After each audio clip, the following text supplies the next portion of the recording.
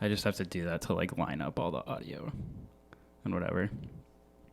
You know, because like starting this shit, you have to learn about all of like the editing that goes into like audio and like learning about waves and shit like that. Yeah. Just like how to like splice it all together and stuff. Yeah, actually mix everything.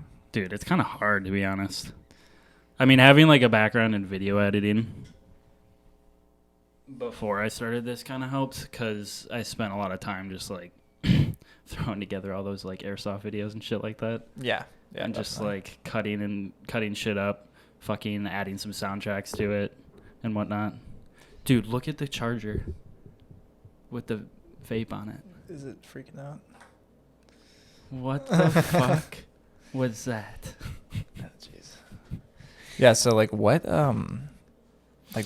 made you want to start podcasting and like getting into podcasts and all this Dude, stuff? I talked it's like a cool hobby, but like bro, like honestly, it was super hard for me to like get the confidence to start. Cuz like you are like just kind of like putting yourself out there and fucking you just have to be yourself like totally and not really like worry about what you're going to say cuz otherwise, I don't know. You don't want to be like not real to the people. Yeah. You know what I mean? Yeah, definitely. But I don't know, like honestly, it kind of spurred out of the pandemic and just like sitting in my apartment. Yeah. Just wanting to talk. Just like, I don't know, and I thought about it a lot. Like I had the idea of it like probably back when honestly COVID started. And I started to listening to like podcasts more and more and more and like at work and shit too, you know? And then I was just like, man, I've got like all this stuff in my head. Like, I don't know why I wouldn't just like want to share it, you know? Yeah, I definitely feel like I kind of relate to that in a way, but something that I've always kind of been into that I've been thinking about more recently actually is like writing for like shows or something like that, because I feel like I like to watch TV and I like to watch a lot of different types of shows and like comedy and like fantasy and action, just all these different types of genres. And it's really interesting like over the pandemic just watching so much content, not having anything to do, and then like thinking about these different things and really being like, you know, it'd be really funny, like what if you did a sketch like this? And I feel like I've always talked about stuff like that with my brother, like, oh, like you could do a sketch like this or you could do a sketch like that, like, you know, dude, relating things to like things we've watched. And it's just like, you know, you have these funny ideas and then I've never really like written them down or like tried to like actually do something. And then more recently it'd be like, that'd be actually funny, like wow, and I actually like write some of this stuff down. Dude, just, right. Like, it'd be kind of cool to like have this, like maybe I could just like have a notebook and come back to it and be like, for sure, oh, bro. that'd just be like kind of funny, like, or I could even come back to it and be like, this is so dumb, but like like look at this stupid shit that I was writing, and like, oh my god, like, well, and at the same time, like that's when that shit becomes real. Yeah, it's like when you get it out of your head. Yeah, and like it becomes into like something you can share. Dude, I think we talked about that last week when we were just talking about like books and shit, and I brought up like, man, I've thought about like writing a book before. I definitely have. And like we were talking about that one author, that one that like is in what is it, Stout or no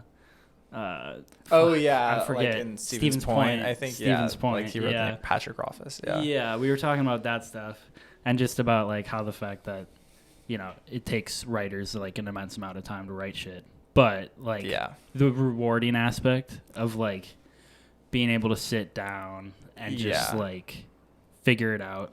Yeah. Like figure out like a crazy story. I've definitely thought about doing that before, and I feel like honestly that would just be like a crazy life goal to like accomplish, really awesome. Because how many people like can actually go through that shit pain of just like having to sit down and just like rattle your brain for like ideas and storylines and all that stuff. And I feel like something that I've kind of thought about that's really different and interesting is after, even when I was like younger though, I feel like I always watch movies with my family and stuff, and like something I've always really been good at is like kind of reading into the storylines really well and like predicting how things will play out. Right. And it's to a point where like sometimes with my friends or family, like I've like watched mystery movies or certain things, I'm like, oh, it's like this dude, and like I'll say stuff and they'll be like, dude, like okay, whatever, like get out of here. And then it'll end up being that, and they're like, what the heck, like fuck God, you, like yeah, bro, just like predicting like shit. And then it's just like, I don't know, like it's kind of a joke because like my friends will be like, dude, just like don't say anything, like if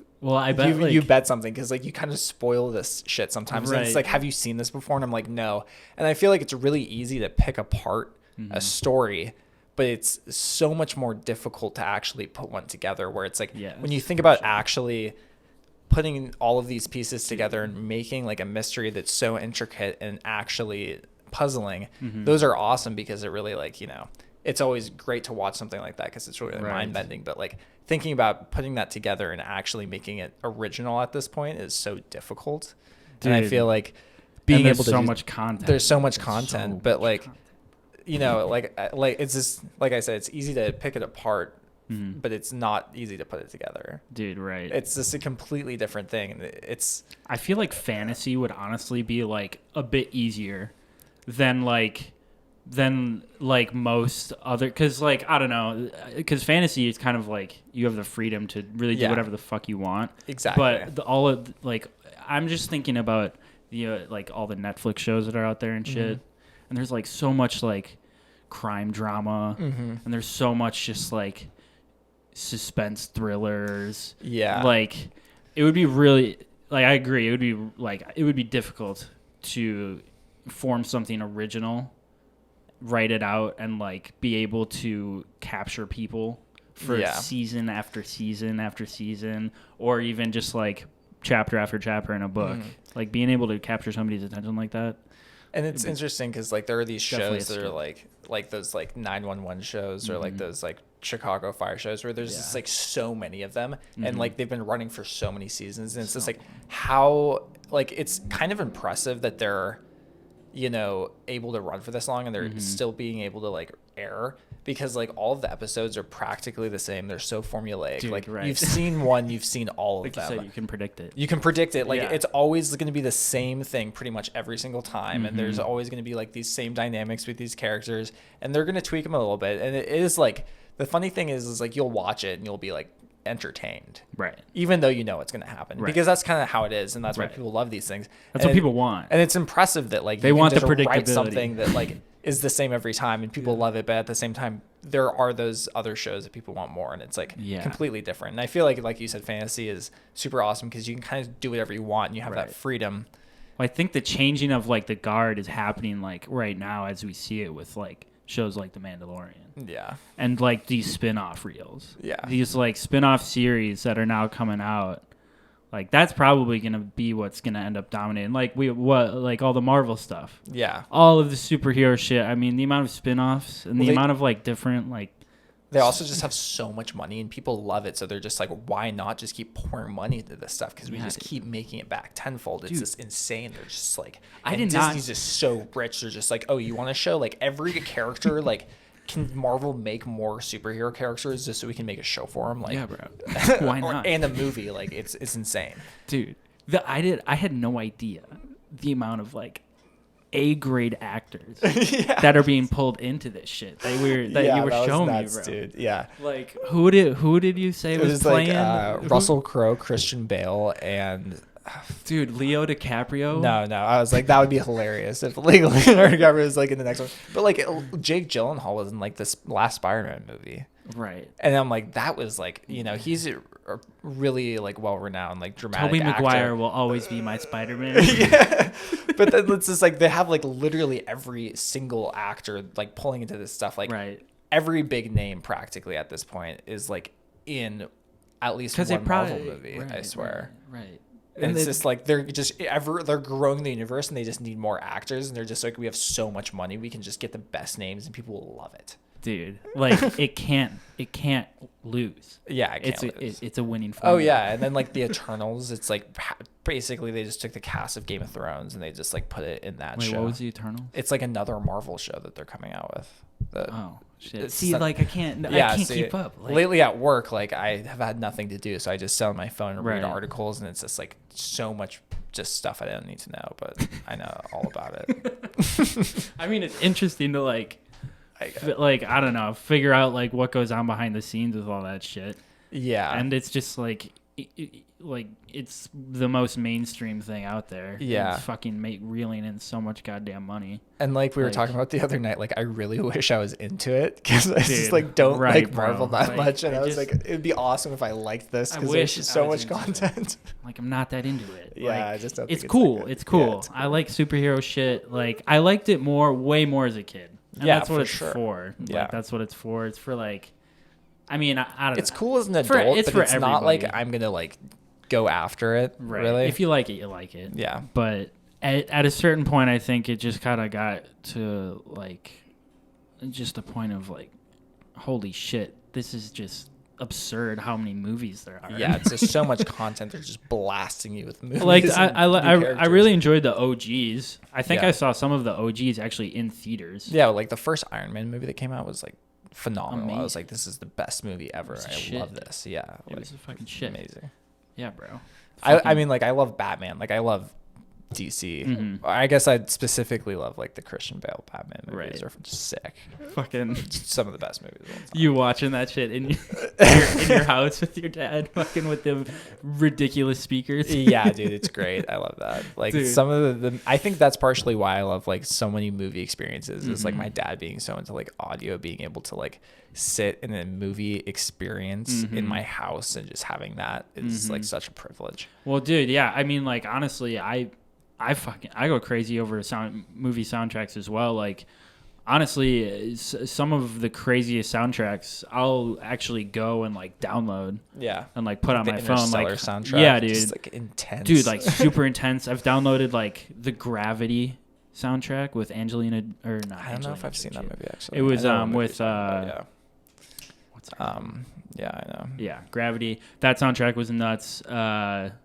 Just like ridiculous soundtracks I'll just put on my phone, just like listen to here and there. Like that's what makes, I mean, that's what like gives it the emotion. Yeah, dude, really, like, the soundtrack. And when you have a crazy speaker. Yeah, I really I don't know, it's interesting how like sometimes I'll go through phases of like discovering someone that's just like really well known. I'll just be like, oh my god, I love how like there's so much content for this. Like how like The Boys, the director, was it like something Kripke? He like wrote like Supernatural. Oh no shit! And he's the director, and he also did The Boys. He did doing The Boys. Damn, so it's Supernatural. Yeah, was that his like takeoff? Like, because Supernatural is relatively old, right? Relatively, but like they have 15 seasons, so like I mean I think it kind of ended I think it probably ended recently. In like the 2000s, later 2000s. That's but been like, a fucking great show. Yeah, we've been binging the fuck. Yeah, out of it's that. a great show. And then watch Supernatural. Yeah, then like Jason Ackles is going to be in the new season of The Boys. Right. And I think like the way they play The Boys, I just think like there's so many little funny things how he as a director had like written in other like things from movie stuff in the show that like they just reference like all the time. Like they'll be in an episode and like Dean will just be like, oh yeah, like what is this, like the Terminator? We have to go back in time to like warn my mom. And it's like he's making movie references in the show, and I just think that's hilarious. And like in The Boys, like he's like they're directing they're like directing like the movie in The Boys, and the guy's like doing like all the like, you know, he's like doing the screenplay or whatever. And I forget, what is that called? Like when they're showing like the pictures and like they're doing, but he's like I know what you're talking about. He's talking through the script, and then he's like Hans Zimmer, you know, just like coming up, and you're like, oh my god, like the little references that he like just throws in there. And like I feel like every time like the other characters always just like, what? Yeah. Like it's like Dean and Sam like are the like sometimes I think sometimes Sam will like get the reference. They'll make references to stuff, all to the like time. Other shit. Like movies and things and like just other shows. And all the other characters are just they're like in their own little world, like what the fuck are these guys talking about? Yeah. And I just think it's like hilarious how they like acknowledge like other TV, and it's such an easy thing to do, but it's just like the pop culture within the show is just like kind of there, and it kind of just like gives it. It's like just enough humor. Just enough like corniness. Yeah. And like just like haha comedy. Yeah. With just fucked up scary horror. Because like they can't take it too seriously. You can't take it too seriously. Dude, but some of those episodes like they are. I still. Do not forget the episode with the girl in the walls. Yeah, dude, that was and like the brother. Fucked. Yeah, that was so fucked. Because like you think it's just like God. the supernatural shit, and then these actual people in the walls. Just like an incest, like just really, really fucked up episode. Yeah, honestly, that just like stood out to me because I was like, there's nothing like this in any other episode, like even close to what's going on. Dude, like, I like what they do with it though, because like every episode they just like jump into something completely new. Yeah. Like, but it all relatively like follows that storyline of like, okay, you know, like we're gonna go get Lucifer and like whatever. Yeah, so there's like the overarching plot line, but then there's like the episodic like little things in each one. The writers are so good at just like creating that side story. Yeah. And then they like whatever, go fight a ghost. Yeah. Or go do a job, and then they just come back to the mission. Yeah. And like, dude, yeah, it's fucking ridiculous how they put it all together, bro. I think it's great too how like, because of there are these people that create these universes, and then these people will write shows based off these things, like how what's that guy's name that we were just talking about that wrote The Mandalorian? I wouldn't be able to remember. You were showing me his cooking show. Yeah, that movie Chef? Jon Favreau. Yeah. So like the fact that like he like, you know, like George Lucas like made the Star Wars universe, but there's so many people that write that's fan fiction that's like actually able to take off now. That's like really cool because like Disney just has so much money and they're just like boom. Like, did he write that as like fan fiction? I'm pretty sure. Yeah. Like just like hobby, like just kind of like a. I mean, like, you know, I'm sure he had the intent of like submitting it for like. Well, yeah, a lot of people will write these shows, but like if you're connected or like obviously, I mean, it's a very good show, so it's just like you can't say that, but wasn't, like not because of talent, but yeah, dude, I gotta show you this. I have this book. I literally got this like Star Wars universe book. It's like a. Dude, those are sweet. Back when I was like fucking 11. Like fucking bought it like at the Scholastic Book Fair and like way back when, I don't know. Yeah. But literally just like all crazy pictures. Yeah. And just like it'll show like the time. It has like full. It's like a pretty big book with like diagrams and like crazy in depth like cuts from like the movies and like profile have, like profiles of like all the fucking spaceships, all of like the weapons too, and like all the different planets. The craziest one though, they have like a timeline of like the whole shit, like all up the until and like stuff. Like, and even like before. And I was looking, probably like I was just like, I found this book at my mom's house and I just like brought it out. I was like, holy fuck. Yeah. It was like after watching The Mandalorian. I was like, dude, I gotta find this book and like, look at it again because I'm like super into Star Wars right now. Yeah. So I fucking brought that out and like I found The Mandalorian. Like there's like the Mandalorian Wars and shit. Yeah. And all that, and it's like in the book, like on the timeline, and like it has like a little blurb like, talking about it and sick. Shit, dude. Like, bro, it's actually insane. Yeah. How much content. Yeah. Like, if you really think about it, like, obviously you have like the 6 movies and shit. And then like the other 3 that came out, and then like. But like most people don't know, like, fucking that like there's just like so many comic books. Oh yeah. So many comics. Yeah. So many like there's like a whole there's like a whole fucking side story on just like Chewbacca. Oh yeah. And dude.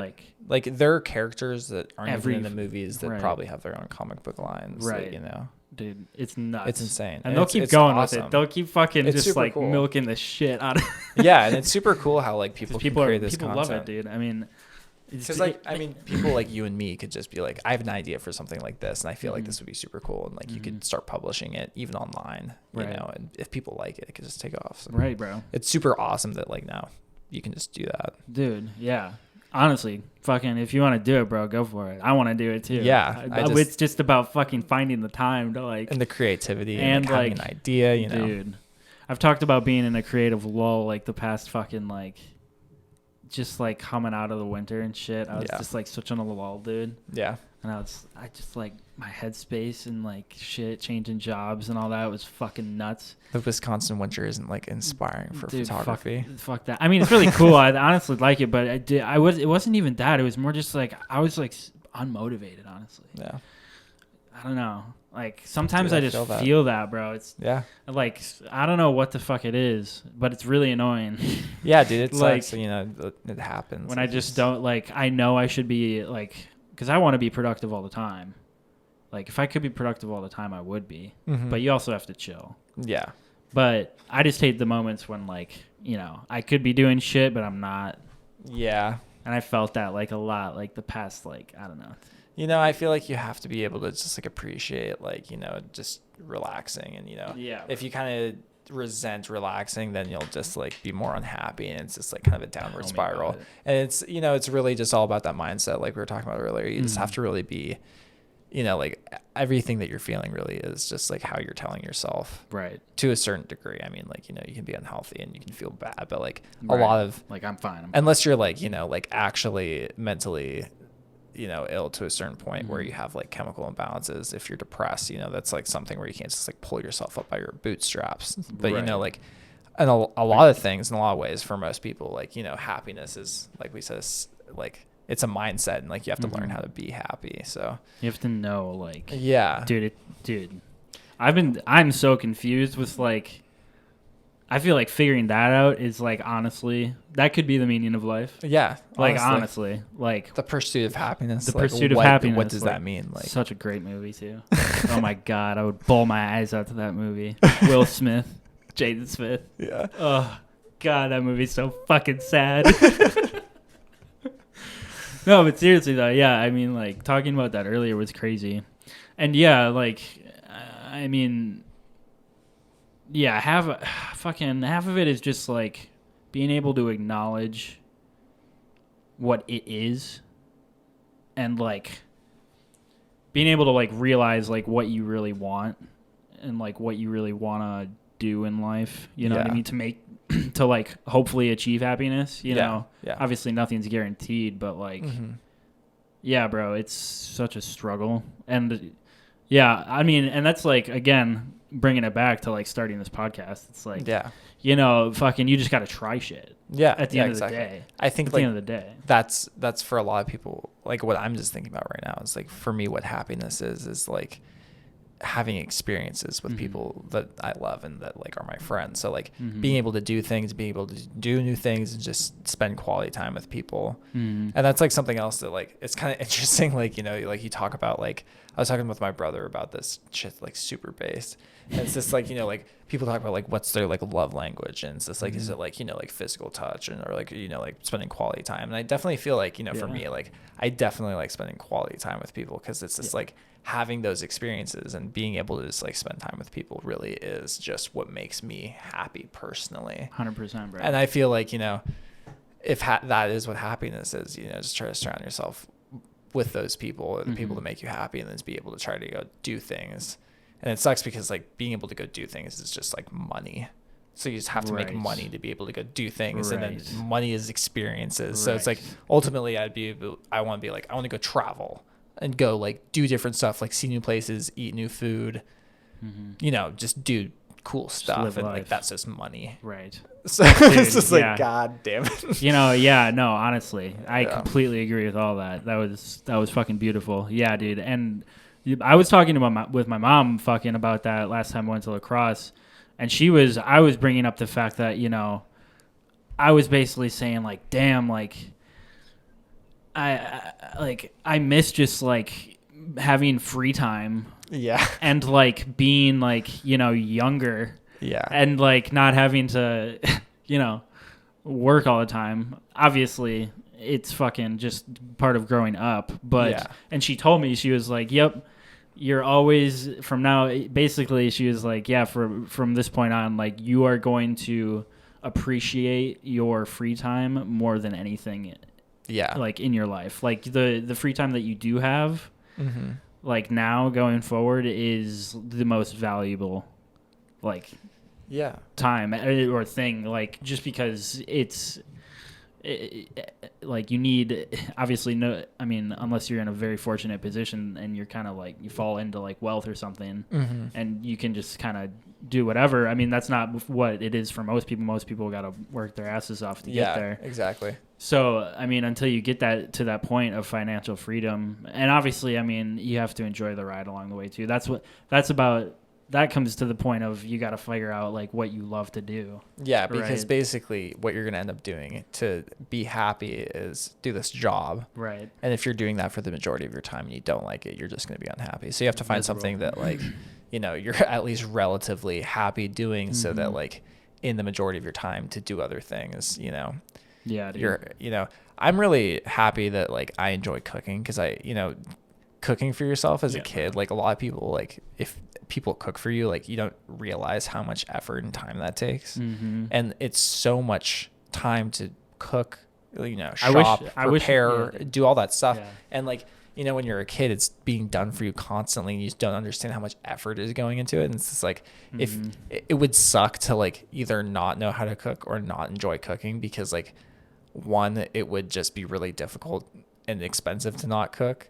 And also, if you didn't enjoy it, it would just suck, because you'd have to do it constantly. Yeah, it takes so much time. It just takes so much time. It takes so much time. I was going to say, I wish I appreciated like my parents cooking more as a kid, because, you just take it for fucking granted. Yeah. But like, yeah, bro, you're a good ass cook. I wish I was as good at cooking as you, bro. Dude, I mean, like, I feel like I definitely took it for granted when I was younger, cooking with my dad, because he'd always like make me cook with him. And when I was young, it almost felt like a chore. My dad did too, honestly. Like, oh yeah, and for sure felt like a chore. You'd be like, well, I have to like cook. Like, I want to go like play video games or like some shit like that. And then as I grew older, it's just like, you'd be at a friend's house or want to do something, and you're kind of doing stuff on your own more because you're a little bit older, and it's like you're hungry, and it's like you want to cook something, and like suddenly it's just like you're able to just do it, where like some people would just be like, I have no fucking clue what's going on. Like, we have to go buy something. It's the difference of being able to make like a PB&J and like being able to like make yourself like a meal, right? Yeah, exactly. And thank God. Our dads actually, like fucking put us next to them, and we're like, all right, wash the goddamn lettuce or something, do something here. Like, you got to figure this out, because I'm not going to have you eating macaroni and cheese for the rest of your life. Yeah. Cause like being able to do that, it's just like such a valuable thing to know. Yeah. It keeps you healthy, because being able, when it comes down to it, like when you think about it, like the less cooking that you do, the less healthy that you're going to be, most likely. Yeah. Unless you just have so much money that you're just able to buy like just absurd meals all the time that are very healthy, which is I don't know. Most people don't have access to that. Like, where are you gonna get that? Most places. There was the only thing that I could think of is like, do you know what like the Swans guy is? Like the people, the dudes that drive like the Swan truck, I think it's called Schwan. They have like really like very well prepared like meals, and they always like deliver to like older people.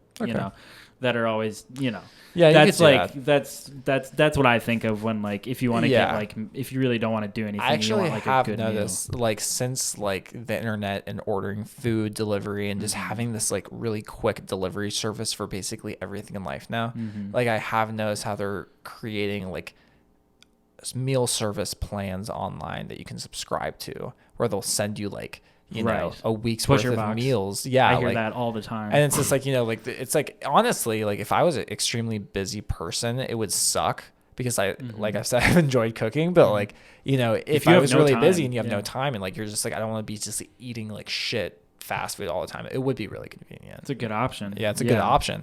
And it's cool that they have these services now, but I feel like, social media is just coming to a place where you're just getting blasted with these like ads and like just delivery services constantly. And then at the end of the day, it is a lot of money. It's just so much money, and it's a lot of money. Like you're just a subscription. You're always better off just fucking going and pick it up like fresh food. Yeah, dude. It's being able to cook it, and that experience, being able to cook it yourself, and just and like have a nice girl over from start to finish. Yeah, that's also cool. That's also cool, right? I also like that. Yeah, you want to have that skill. Yeah, like if you're able to cook for someone, people definitely appreciate that. Yeah, for sure. I honestly need to get better at it. I feel like you don't even need to be very good at it. You don't need to be very good. It's just like be able to do up or throwing some shit together. Like, it's not that hard to be a decent cook. It's extremely hard to be a very good cook. And it's all just about like time and practice and stuff. And I feel like I've done enough that like I can like be a really fast, decent cook. And like if I try hard, I can be like pretty decent. But like I'm not great. Right. I mean, like I don't know. You think about fucking like, Gordon Ramsay shows, just like berating people, like the precision, the amount of quality that the top chefs require. It's just like insane. I feel like it'd be so cool to like go to a cooking class or a cooking school. And my mom was always telling me, she was just like, if you want to do that, you could just like become a chef. Like you could just go to a culinary school and do that stuff. And I'd be like, that's awesome. But at the same time, like I love to cook, but I wouldn't say it's like enough of a passion that I want to dedicate my life to, because at that point, like, that's what you really have to do. If it's not your passion and it's your job, you're going to be kind of miserable just like cooking constantly. And then also not having enough money, because like if it's not your passion, you're probably not going to be that successful. Right, dude. You know? And I mean, like, you think about just the amount of years you got to put in to become like a master at anything regardless, but being a chef too, and like holy shit, being a chef and owning a restaurant. Oh my god, you gotta coordinate everybody. So unstable. You gotta be fucking business. I would be back there yelling at everyone. I would too. Like, to be honest, I would be that fucking asshole chef, because you gotta be, because you gotta be on point, like, for sure. Like, you gotta get these dishes out. You gotta make sure nothing's raw. You gotta make sure nobody gets sick. And it's interesting because I feel like me and you, we've talked about like, you know, being in the workplace together, because we've worked together now at 2 jobs, and I feel like we understand each other, and I feel like we're both like just socially like really just like nice, friendly people, but when it comes to work, it's not like we're unfriendly or not nice, but we're just like doing our jobs. Right.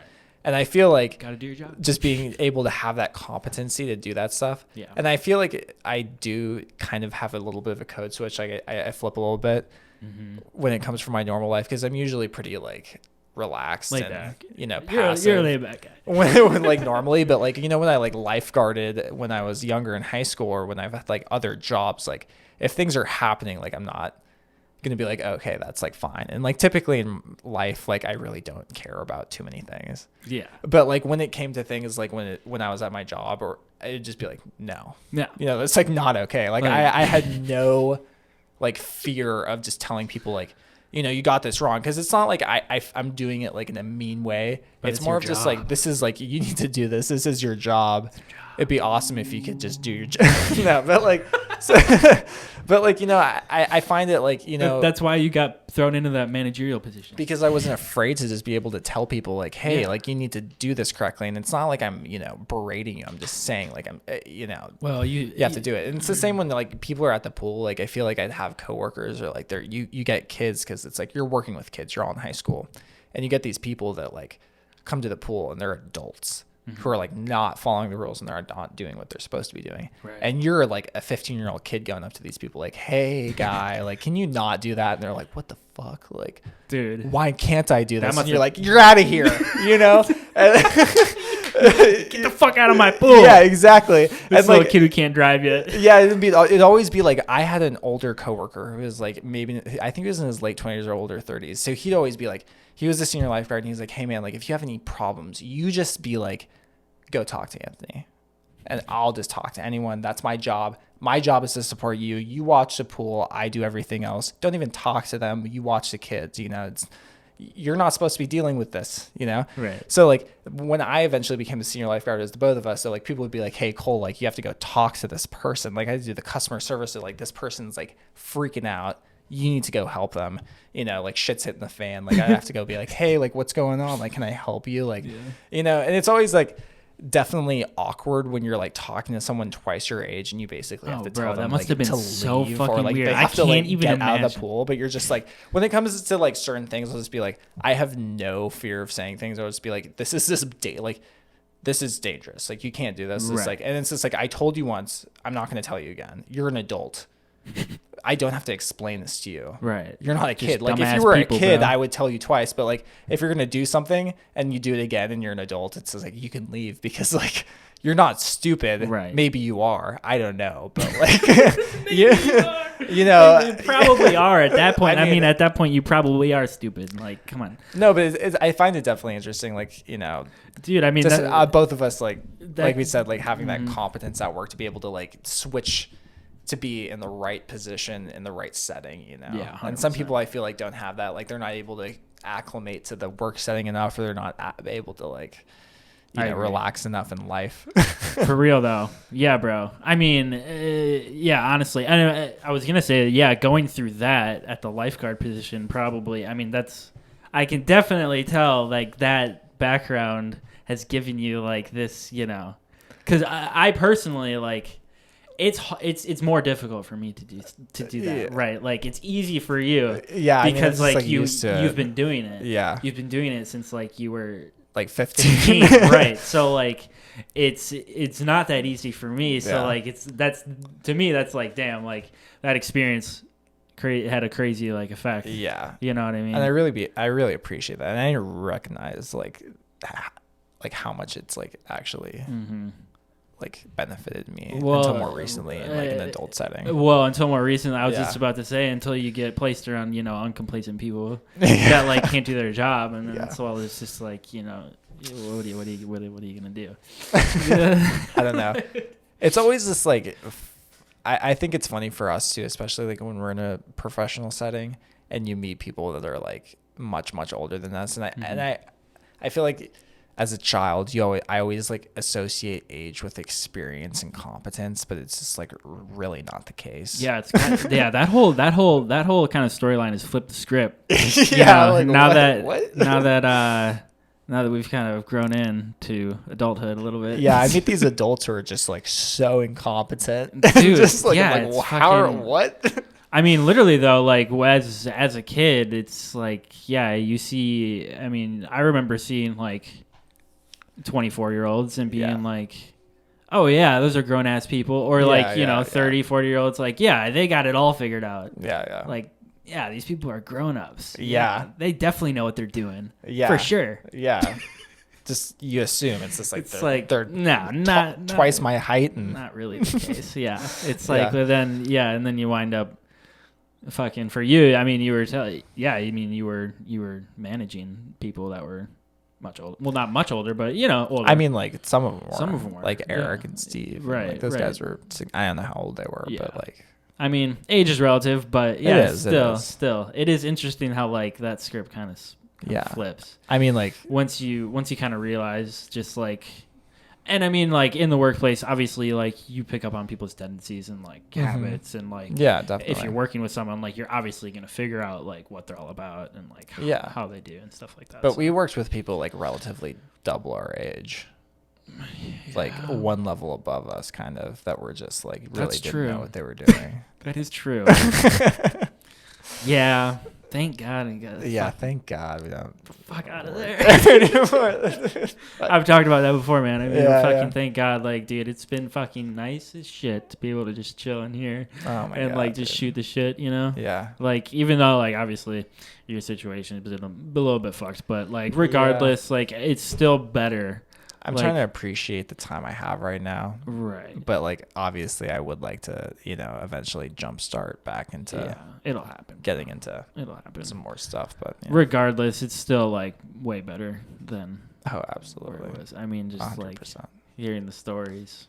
It's just fucking from Joel and stuff. It's man. I don't miss doing that shit is so funny, production work. It's just like they're just, you know, hurting themselves. Mm-hmm. And they do it every time. It's just sad. It's a sad thing to see. It's like a drug addict going back to the crack pipe.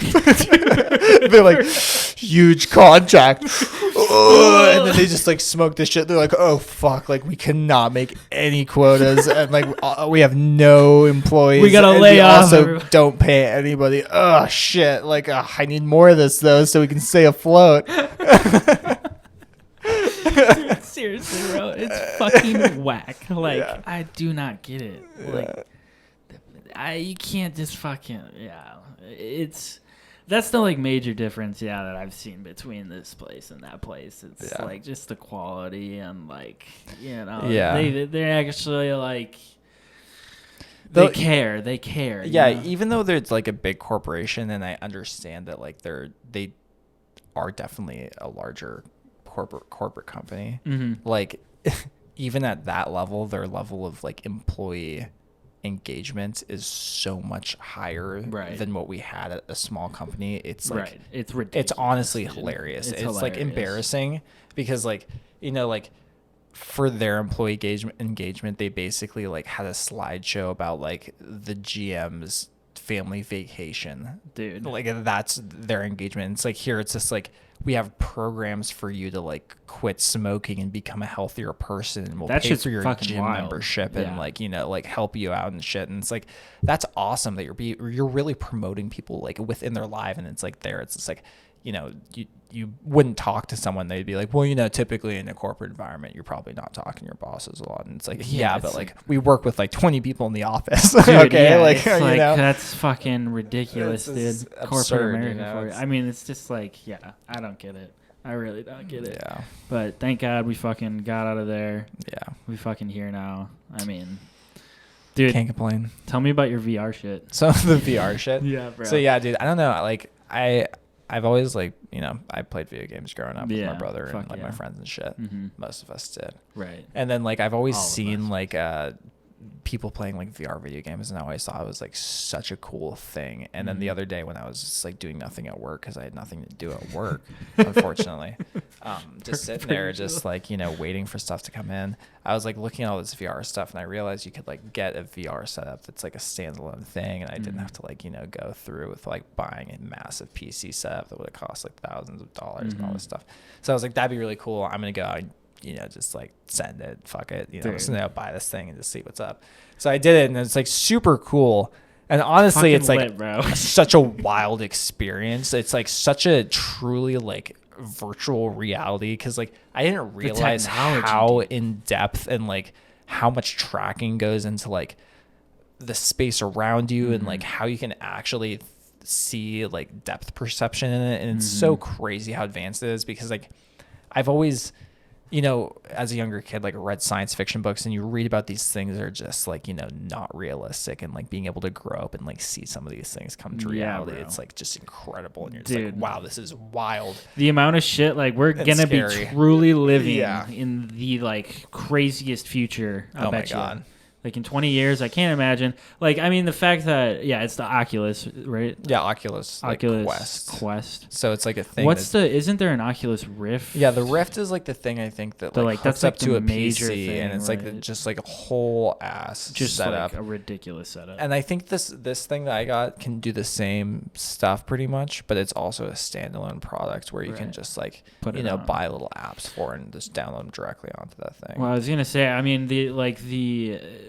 it's like you just basically you put on like this little headgear and that's all it is. It's got the cameras, which is nuts to me that like they have all of that like in that little how it's like it's been able to advance from like like I don't even know. I know originally what they had is they had a system where you could have 2 cameras in your room that would track you, or 3 cameras, and you'd have to have 3 cameras in like a large room. So you we'll live in a warehouse, right? And like buy 3 cameras and like a huge PC that can like be able to handle this thing, and then just like have wires trailing off you. It's like the first computers. Yeah, it's like nuts. And now you just have this thing. It's like you just plug in, throw on your head, and like you could just be doing all this crazy stuff. And I feel like it's just so. It's such a different form of entertainment, right? And it's just it's really cool. I would be super interested, like, to see what like getting multiple sets would be like. Yeah, with like a bunch of friends. Like, bro, I think that'd be really cool. Honestly, that world, what is Dungeons, like the it was D&D, like a Dungeons and Dragons like D&D card game, fucking board game shit looked nuts. Yeah, like if there were like other, I can imagine like just other crazy like kind of setups like that. Yeah, where you kind of have like, it wouldn't even have to be a board game. It could be like a playing field. Yeah, or like I'm sure there's tons of like different stuff. Like there's a bunch of different interactive like online games for like pretty much everything. Like that would be first person shooters and like all that stuff. Have you gotten any new games since you?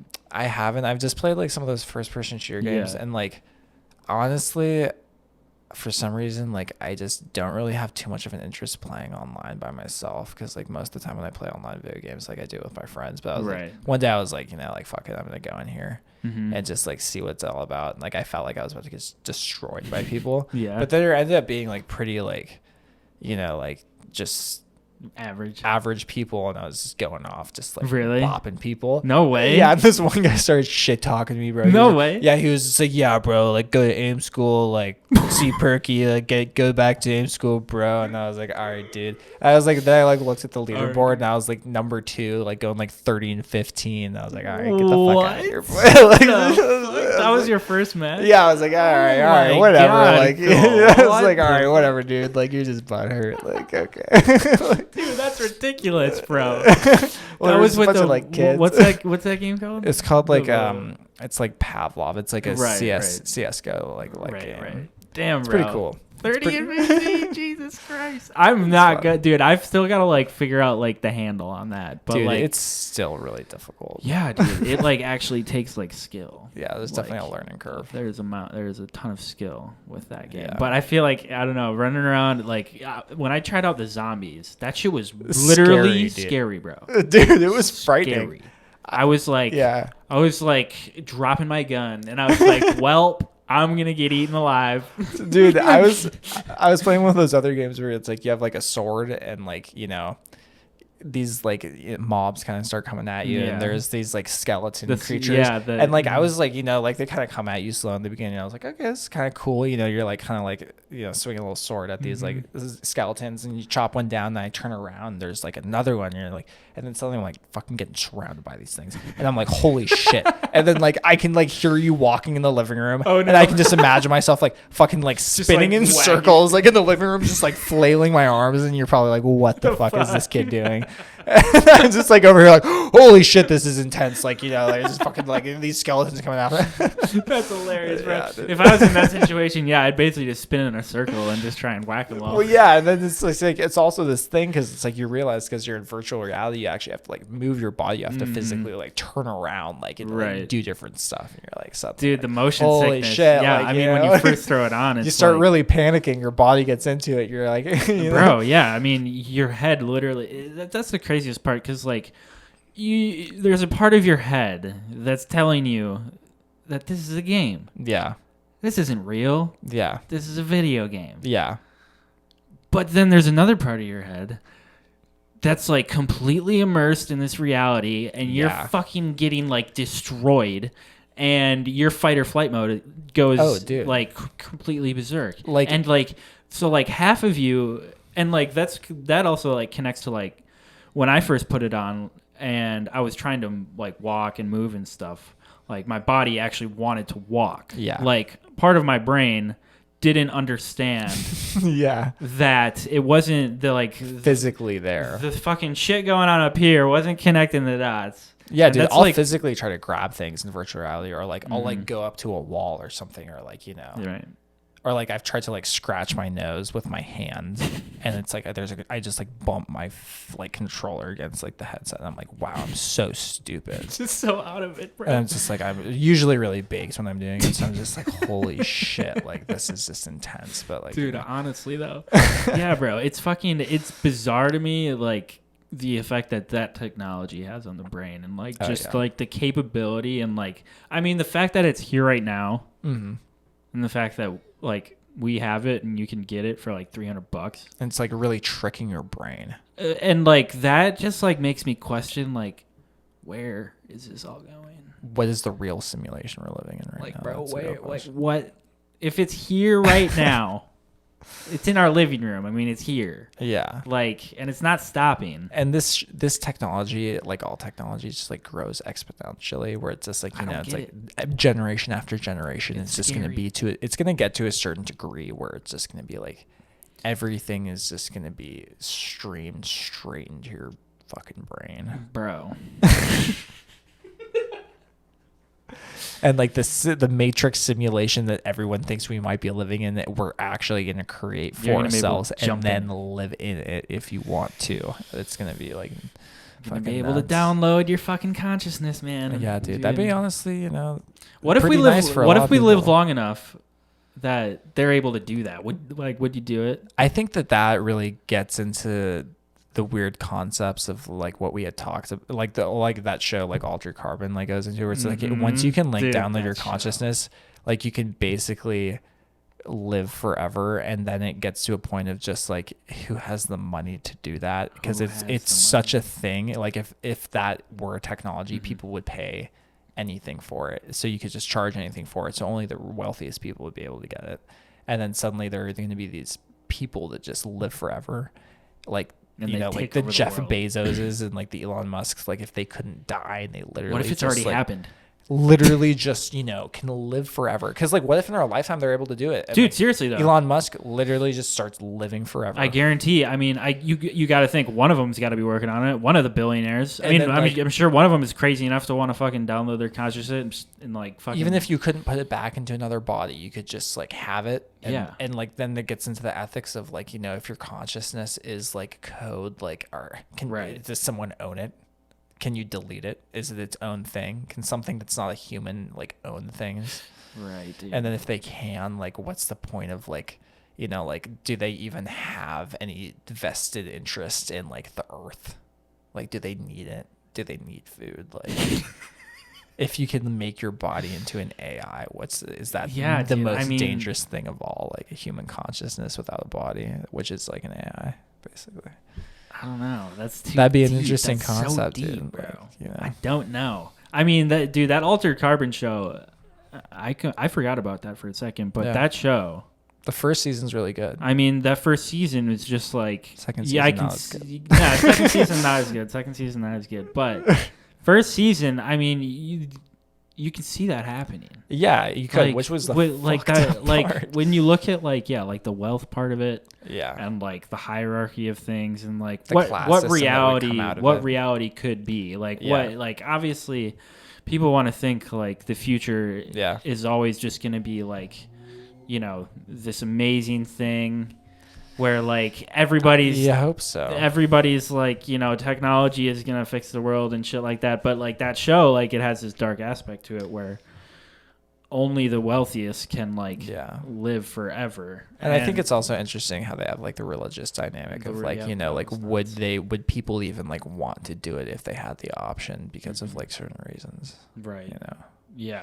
Super interesting concept. Yeah, it's wild. Yeah, dude. That kind of reminds me. That show kind of reminded me of that one book, Snow Crash. Snow Crash, yeah. A little bit with like, just like the futuristic aspect of it. Yeah, there are definitely a lot of cool futuristic and aspects. Like that whole religion thing. That whole religious aspect was really interesting. The technology like mixed with the religion. Yeah, like that cult religious like idea and like storyline comes into play in like a lot of like sci-fi. It's a theme, yeah. So it's like a big theme, and like because I've noticed it before, and after reading or after listening to that book, I think that's what kind of triggered me picking up on that theme more, because that book is just like it's like the most prevalent thing in that book. Yeah, but yeah, dude, that shit is wild. Like, yeah, dude, it's really interesting. Fucking, I don't know the VR stuff. I don't know what it'll turn into. It'll be interesting to see where it goes, because I feel like they'd have to create some type of like, I think for a very long time it's going to be out of reach for most people, because it's such a even though it's relatively like not crazy expensive at this point, it's still expensive enough that like I think most people would see it as something that's unnecessary, right, which it is, right. So I don't necessarily think until it can get to the point where like a base consumer can get it, and there's something that's on it that is widely popular enough that everyone's gonna want it, right? Like if there's until they can get like Fortnite on that shit, and like or something that like there's this movie that's like a science fiction book called Ready Player One that's about that. And basically, like the premise is like this guy creates like a universe in this virtual reality game that just becomes incredibly popular, because it's basically like a sandbox game where people can do whatever they want, and like they have a second life, and so it gives a lot of people an opportunity to kind of like live in a virtual reality, and they have the technology to be able to immerse yourself so deeply that you don't really have to like live in real reality, right? So like I think like getting to that point is maybe closer than we think, but like I think it still would be far enough away that like not everyone would just be doing it constantly, because that's something that's in a lot of different themes. Like Snow Crash there's that whole virtual reality world in that, and it talks about that, how that like they're administering like the culty code to everyone's brain through that system, the Snow Crash. That fucking book was actually nuts. It is pretty nuts, dude. I've listened to it many times. When did that come out? I want to say like old. 1998. It's like, yeah, it's relatively, I mean, not too old, but still, I mean, that thing is crazy. Just the underlying themes and like. Published in 1992. 1992. It's a 30-year-old book. Yeah. I mean, he was talking nuts, about bro. like I could picture everything in my mind so perfectly. Very like dark. Neil Stephenson, like, great writer, and I feel like he's really able to describe things in a way that like you can really see it in your mind's eye. Like I've almost, especially when you're listening to it, it's a really cool experience if they have like good, good voice actors. Good voice actors for it, because then like you can really get immersed in it. And I feel like there have been times where it's like I'll be listening to it on like a plane or like if I'm in a car ride something, and it's just like I'm half falling asleep and I can like almost like dream the things they're talking about. It's pretty cool. Yeah, literally. It's a cool experience. Yeah, if they can, the voice actor for sure makes a huge difference. Oh yeah, for sure. Like the Witcher books. Yeah, like that guy was insane. Just a crazy experience. And I think it really like audiobooks in that way with like a very professional voice actor that can really do it. Like it really imprints it into your head. Yeah. Like even it's a different experience. Maybe even more so than reading an actual book, because you can really just pound through it. Yeah. Like it's like a movie in your head. Yeah. Because with reading a book, I mean, I feel like there is something about like visually reading a word and being able to remember things like that. Because there are times where like my mind will wander if something's like, if I'm listening to a book. Yeah, but I feel like listening to a book is a really great experience, because like it allowed me to be able to like listen to a lot of content that I really enjoyed during work, which is like time that wouldn't be able to find otherwise. Right. So it's like I'm able to find time for something I enjoy while I'm working, which is amazing. Right. Dude. And then I think that like I've talked to a lot of people, and it's interesting. Like the more and more people I talk to, they're like, "Oh yeah, I also listen to books." I'm like, that's interesting, because I don't really hear a lot of people talk about like them listening to books, but like a lot of people do, and it's really, I don't know, I really enjoy it. Yeah. Personally, like I had subscribed to Audible, and like it's like I definitely thought it was worth it for sure, because like you just can listen to books, and it's right, bro. You have a lot. There's just endless content. Well, books teach you a lot about life. I mean, that's also like, I don't know why, I kind of have that urge to put something into words, make a story, because it's I mean, that is like one of the truest forms of like expression, and I guess just like telling of like the human story just through stories like that, and just like nonfiction, fiction, everything, sci-fi. Maybe you should do slam poetry. Slam poetry? Yeah. What's that? Yeah, no, it's slam poetry. No. What's slam?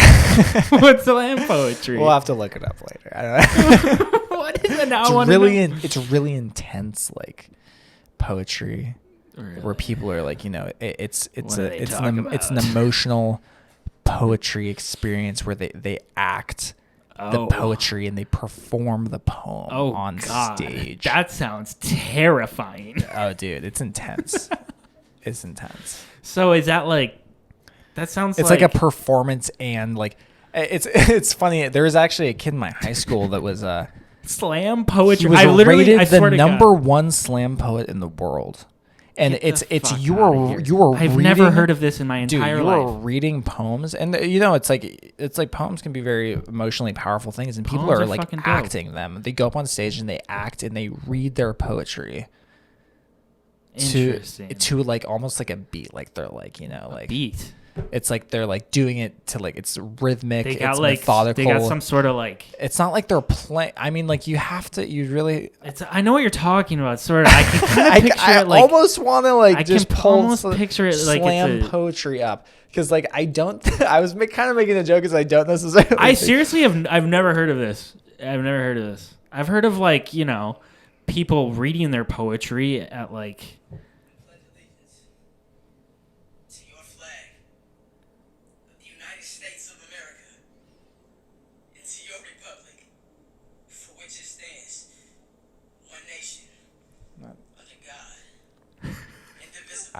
this is the first video I saw on YouTube that when I searched slam poetry, so I don't know what this.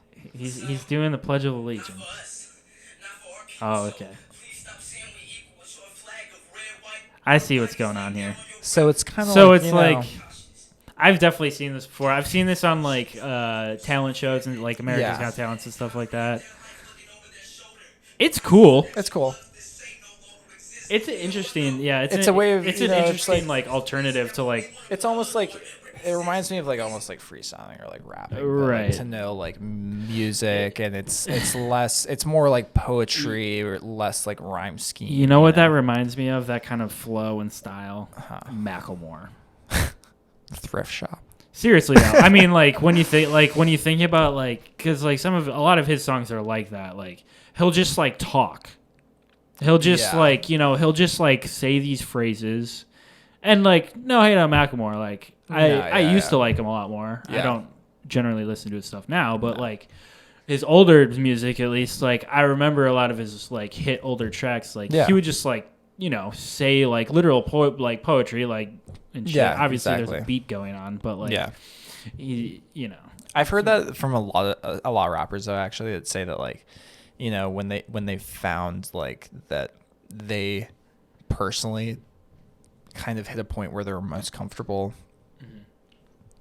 rapping, was when like they talk about like finding their voice, and it's like they kind of a lot of people say they realize like they're not trying to perform anymore. It's more of just like them talking and being more comfortable and like really being comfortable just like speaking, trying to get like and not trying to put any like weird like artificial emphasis on it just so you can sound like a rapper. It's not cool. It's just like being able to like speak normally and just be able to flow, and because you can hear the authenticity in someone's voice when they like do stuff like that rather than just like a track. You're like, oh, what's up, man? Mouth. What's up, mouth? Yo, what's good, cracker? Pomegranate. Fucking J-Rock. Little mouths. These little mouths. God, bro. That fucking show. Oh my God. Should we end it on that? I think it's a good way to fucking end it. Trailer Park. Thanks for having me on, bro. Yeah, bro. We got to do this again for sure, bro. All right. Peace.